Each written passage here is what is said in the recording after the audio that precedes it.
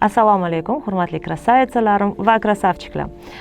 Mani ismim Sitora Isakova Sitora, pedagog, injener первой kategoriya, art-terapevt va bugun sizlar bilan bolalardagi moliyaviy savodxonlik haqida gaplashamiz. Nima uchun bolaga yoshlikdan o'rgatish kerak moliyaviy finansoviy gрамотность deyiladi bu narsa? Chunki ko'pincha bolalar juda ham betarbiya, nagl bo'lib ketgan deyishadi. Nimasi nagl? Tushunmaydi. Chunki 14-15 yoshda pul nimaligini bilgan bola birdaniga ber desa, ota-onaning jahli chiqadi. Qayerdan topib kelaman? Ko'chadan sipirib kelyapmanmi sanga? Bilasanmi qancha qimmatligini? Boqyapman seni interneting deydi, yuziga solishni boshlaydi. Bola tushunmaydi. Nima haqida o'zi gap ketyapti. То есть u finansoviy gрамотность yoshligidan. Men 3 yoshda, o'zi 3 yosh deyiladi, lekin 3 yoshga qarshiman. Chunki 3 yoshda bolada shundoq ham krizislar, emotsional kriz bo'layotgan mahalda yana shu qanaqadir дополнительный nimadir o'rganish bu yaxshi emas. Shuning uchun 4 yoshdan o'rgatsa zo'r. 4 yoshdan qog'ozcha bo'lar ekan. Ana shu qog'ozchaga non berishar ekan, ana shu qog'ozchaga chupa-chups berishar ekan deb tushuncha bo'lish kerak. Uyda bizda eng yomon ko'rganim toy bola, otasini qizi, ona qizim deydi-da, ko'chadan olib kelgan kirdan kir, covidli, yana qanaqadir kasal bo'lgan pullarni berishadi. Uyda 4, 5, 6 yoshgacha bo'lgan, 6 yosh уже katta hozirgi bolalar, ular aldab bo'libsiz. 4-5 yoshli bolalarga bemalol uyda o'zingizlarni pulinglarni qilsanglar bo'ladi.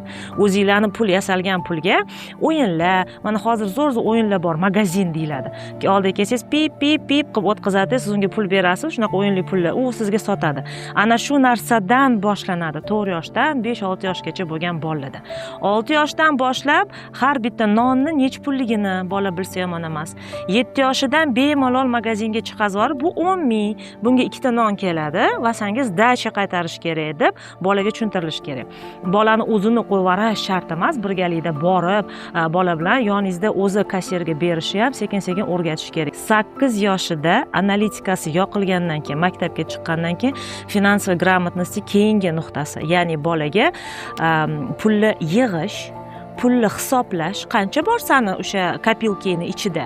Xohlasanglar, pul yo'q bo'lsa, tayyor shunaqa kopilkalar bor, sotib olsa bo'ladi. 1000 talik, 2000 talik, 100 ming talik, 50 ming talik qilib 40 millionlik, 60 millionlik, 10 millionlik korobkalar bor. Ichiga nech pul tashlasa, o'sha summani o'chirishni boshlaydi. Bu gрамотностьni zo'r rivojlantiradigan narsa. Lekin bolaga oldin maqsad qo'yishni bilishga, tushuntirishga, nima uchun yig'yapti, qanaqa qilib yig'sa bo'ladi bu pulni. Ya'ni dodangga she'r yodlab bersang, dodangga mana bu surani yodlab bersang yoki buvingga mana bu she'r yodlab bersang yoki adangga mana bu ishlarni aytib bersang, u tushunish kerak. Harakat qilsam pul kelar ekan. Bu pul meniki ekan. Xohlasam ketqizaman, xohlasam yig'aman. Yig'ayotganimda nima uchun yig'yapman degan maqsadlar qo'yilib bola bilan gaplashinish kerak. Boshida bola pul ishlashni boshlaganda birinchi qilmoqchi bo'lgan ishi bu ketqizish. Естественно, magazinga borib, ochko olaman deb, chupa-chups olaman deb. Shu mahal bolani xohishini qadrsizlantirib, unga mumkin emas, jinnicha narsalarga ketqizma, kerak. Jinnicha degan narsani bola tushunmaydi. U sizni xayolingizda, u sizni fikringizda, sizni yashab kelgan hayotingiz davomida jinnicha nimaligini bilasiz. Bola bilmaydi. Bola uchun chupa-chups bu hayot. She'riyatlarda pul berishdi. 10 ming ekan, 5 ta chupa-chups olasiz. Boradi, olib keladi. Olsin ketqizsin. Lekin har olganda, agar shuni hozir yiqqaningda, chupa-chups olmaganingda, chupa-chups tishingni buzadi. Yiqqaningda, sanda hozir mamnaqa bo'lardi. Biz sen bilan borardik-da, yosh ko'rgan mashinangni, qo'g'irchog'ingni olgan bo'lardik kabi so'zlar bilan tushuntirilaveradi. Bu bitta galdan srazu miyasiga bolani quyilmaydi.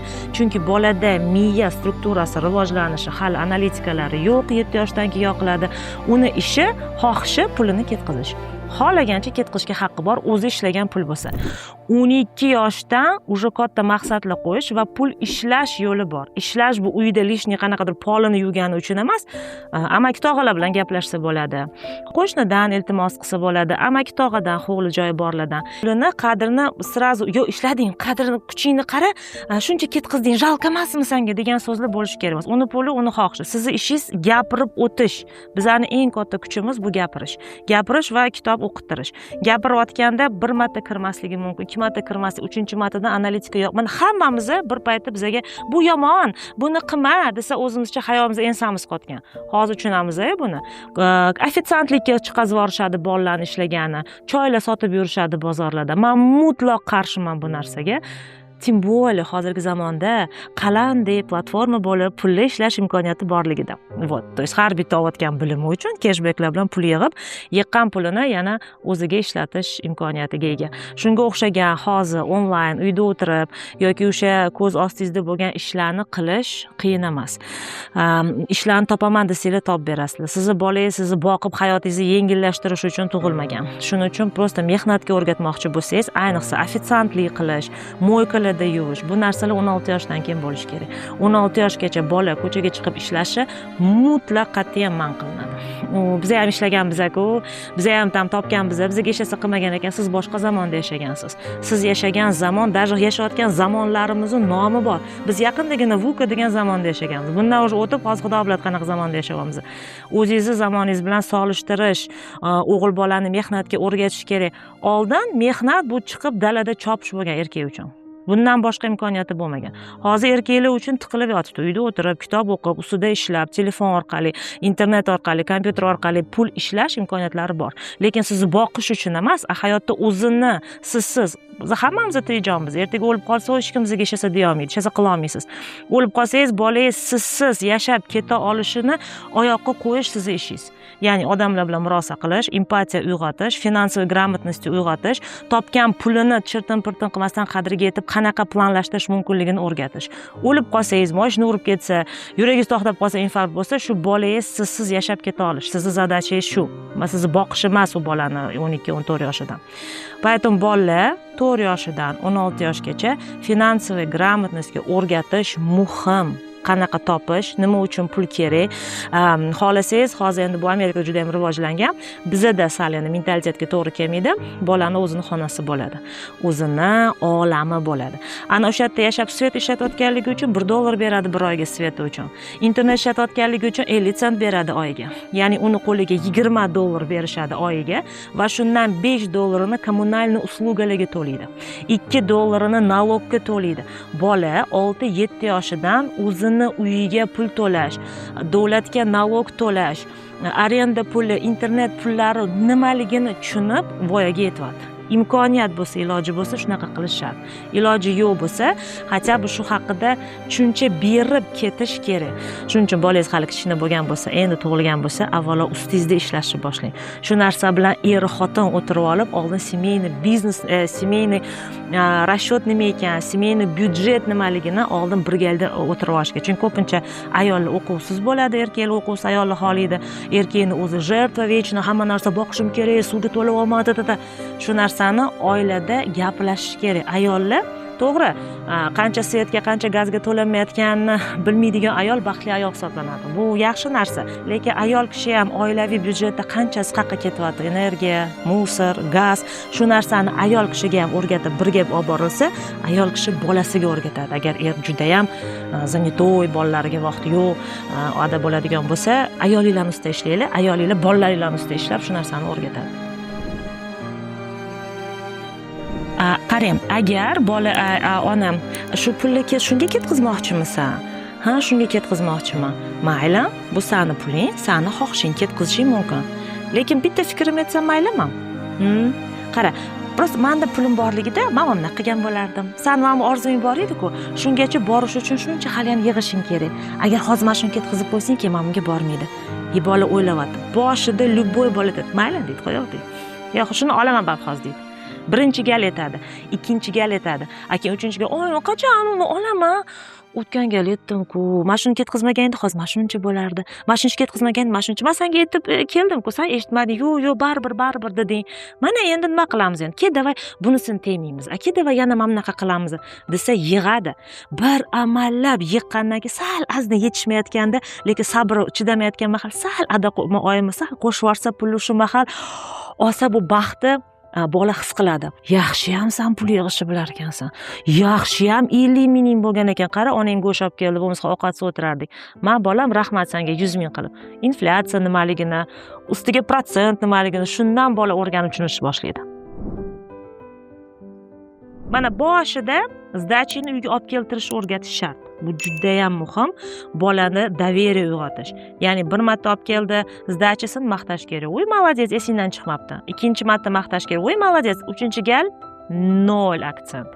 bola bilishi kerak, что bu по умолчанию sdacha ota-onaniki uyga olib kelish. Bu qonun. 10 marta miq etmasdan, tiq etmasdan qaytarib olib kelaverdi zdachani, 11-marta aytish kerak. Har doim tiyinigacha olib kelasan bolam. Imенно shunga urg'u berib o'tish kerak. Молодец. Mana shu zdacha saniki to'rmay. Bola ursa ham to'rmiga bor, o'ziga xohlagan narsasini olishni bilish kerak. O'shanda o'g'irlamaydi bola, olsam maylimi, adazdachasini ketqizsam maylimi deb gaplashishni o'rganadi bola. Yana eng yomon narsa finansiy gрамотностьda pulni har qayerga tashab yurish. Ya'ni ota-ona pulni qayergadir qo'yib qo'yadi-da, bolasi olgandan keyin bolam o'g'ri deydi, tragediya qiladi. Tragediya emas, bu bola. Har bir bolada желание bor. Tim bo'lib burnini teg qo'yib qo'ygan ekan. Unda bizga o'xshagan sila voля yo'q, qo'y erimiki, qo'y ayolimiki, avvalo birovniki turishga degan hali tushuncha yo'q. Poyda o'sha holatda borib olib keladi. Birinchi gal kaltaydi, keyin sekin bekitib o'sha yerda oladi. Sen qo'yma, bola ola oladigan joyga qo'yma pulni. Unaqada qanaqa o'g'irlashga o'rganadi. Hamma narsaga o'rganadi. Vaqt soati bilan, lekin burnini tagiga qo'yib qo'yib, xohlaganini qildirib, urdirtirib, o'g'riga chiqazib, bolaning emotsiyasini sindirish bu noto'g'ri narsa. Yashirib qo'yish to'g'ri. Ya'ni shunaqa joy bo'lish kerakki, oilada что есть boks или shkaf, bola biladi. Adasi o'sha yoqqa oyisiga ro'zg'orga pul tashab ketadi. Oyisi aytish kerak har gal. "Tak, 5 mingimiz qopti" demay, ertaga to'ys bola eshitish kerak, что расчет ketyapti. Onam kontrol qilar ekan u pulni. То есть hamma biladi, ochiq joyda pul bor, bu kontrol qiladigan ro'zg'or uchun qo'yilgan pul. Bola buni tushunib bilishi shart. Xato qilgan bo'lsa, u o'g'ri emas. O'g'ri bu уже 12 yoshdan keyin bolalar o'g'irlik qiladi. Chunki ularda уже analitika tushuncha bor, ular bilib o'g'irlaydi. Bu boshqa narsa. 10 yoshgacha bola pul olyapti, bu o'g'ri emas, bu bolalik deyiladi. Xohlaysizlarmi, xohlamaysizlarmi, bu bolalik deyiladi. Shu mahal bolam, "Baqaka, palonchi, ertalab men bu yerda 40 minutda cho'ta 35 ming qoldi. Bilmaysanmi, 5 mingni qayerda? Siz bilasiz bola olganini." Ko'zidan bilinib turadi bola olganligi. Shu mahal baqirib ketmasdan, bir xil bola sirasidan oladi. Bir xil bola, "Yo'q, ko'rmadim, bilmayman" deydi. Sizgina adang ishon tashab ketuvdilar, rosa siqiladilar endi. Anani go'sht ololmaydigan bo'ldik endi. Sizgina bola ozgina ayb his qilish kerak. Bu aybni yashab o'tish kerak. Qayilib xonasiga ketib, "Etaymikin, etmaymikin" buni пережить qilishi shart. O'g'ri o'g'riligini qatdan tushunadi. Ana shu narsa emotsiyada onamni rastroyit qildim, otamni rastroyit qildim. Shuni yashab o'tish kerak emotsiyani. Keyin adasi, kechiring, bilmayman qayerga 5 ming, men lekin teganim yo'q, bilasizmi, o'g'irlik qilmayman, birov haqqiga bilmayman nima bo'ldi, o'sha yerda topa o'shancha go'sht ola olmadim. Adasi ham deb siqilyapti. Qancha hamma biladi bola olganligini. Lekin shu spektakl bo'lishi shart. Bu har xil narsa. Baqirilganda bola-ku, miya odamzodda, erkak, ayollar hammasini miyasi 24-25 ga chiqqanda butunlay sformirovatsiya qiladi. 25 yoshli yigit qizdan 100% javob olsa bo'ladi любой qilgan ishiga. Chunki miya rivojlanib bo'lgan, unga оправдание yo'q. 25 yoshgacha miya hali ko'p do'lalar rivojlanmagan bo'ladi. Emotsionalniy, aqlan, bilimiy, ishyo qaysidir sabablar. 5 yoshli bola, 6 yoshli bola haqida nima desa bo'ladi unda? Естественно, u qilayotgan xato bu norma. Hammamiz xato orqali o'rganamiz. Lekin har bizda faqatgina shu qattiq tegmasang qo'rquv, hammani miyasida qo'rquv. Hozir agar o'ldirmasang, qo'lini sindirmasang, ertaga o'g'ri bo'ladi. Agar o'sha dodani, otani, onani o'tmishiga qaytsangiz, 10 yoshida ham o'g'irlik qilgan, 8 yoshligida ham o'g'irlik qilgan, lekin keyin o'g'irlik qilmagan. Hozirgi yoshida ham hech kim haqqiga Xudodan qo'rqadi, birovning haqqidan qo'rqadi. Tak nimaga sen o'sib o'tding o'g'irlik qilib? Asani bolang yoki navarang o'sib o'ta olmaydi buni. Nimaga imенно hozir uni ezish kerak, чтобы o'g'ri bo'lmasligi uchun? Sen o'g'ri bo'lmading-ku. Hatto sen u paytda ota-onang bilmagan ham o'g'irlaganinglar, o'zi bilan o'zi ovora bo'lgan. Lekin sen o'g'ri bo'lib ketmading-ku. Nimaga imенно sen navarang yoki bolang endi o'g'ri bo'lish kerak shu bir marta pul olganligi uchun? Bu прям тонкий прям вот вопрос-da. Lekin nima bo'lishidan qat'iy nazar, nasiliya bilan bolaga hech narsani o'rgatib bo'lmaydi.